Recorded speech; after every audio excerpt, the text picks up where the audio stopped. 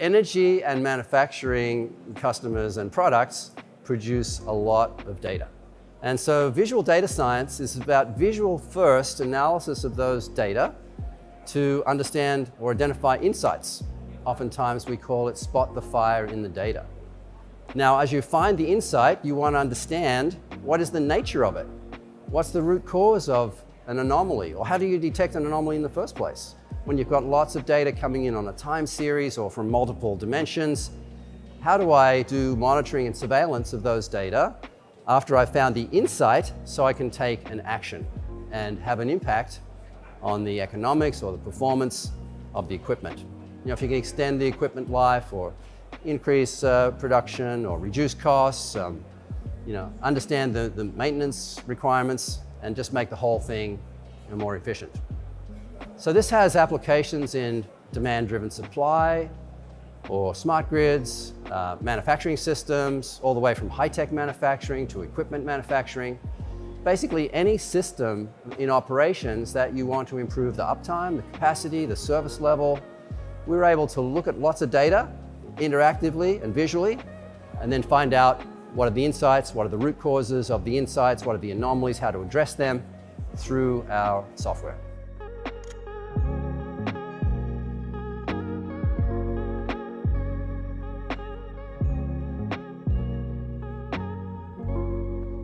Gen AI has lots of applications in energy, manufacturing. For example, just general Q&A. Like for example, say perplexity application where you're asking a question and getting back an answer on fresh data. So also interrogating the data itself. So find me an optimal value of a certain function, or just asking questions about the data. Find me an outlier or an anomaly. Explaining the data. So if you want to explain what's happening in a visual or in a combination of visuals or a data table, just to interrogate that data and explain it makes for a good combination.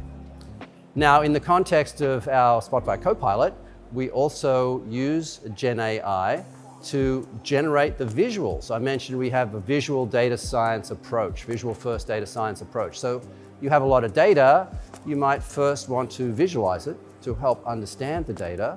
You might also, once you visualize the data, ask the Gen AI system, or the Copilot in our case, to generate some visuals, to plot those data. And in combination with generating the visuals, you might want to generate some data science algorithms. They might be things to understand the failures as a function of time in service of equipment, or they might be anomalies on multivariate data you're measuring across time at a certain cross-sectional set of data. So interrogating data, generating visuals, generating data science functions. These are all things that are very helpful.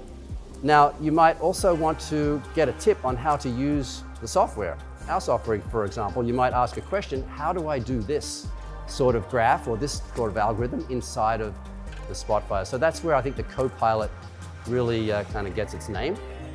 And then sometimes your data is buried in text or log files. How do you get that out? How do you convert that to numeric data in a table that you can then create a visual or data science analysis on top of that? So we see just lots of applications of generative AI in both data and hardware and software, data feeds and analytics for the kind of visual data science approach that we're taking to get insights on data and take actions on those insights.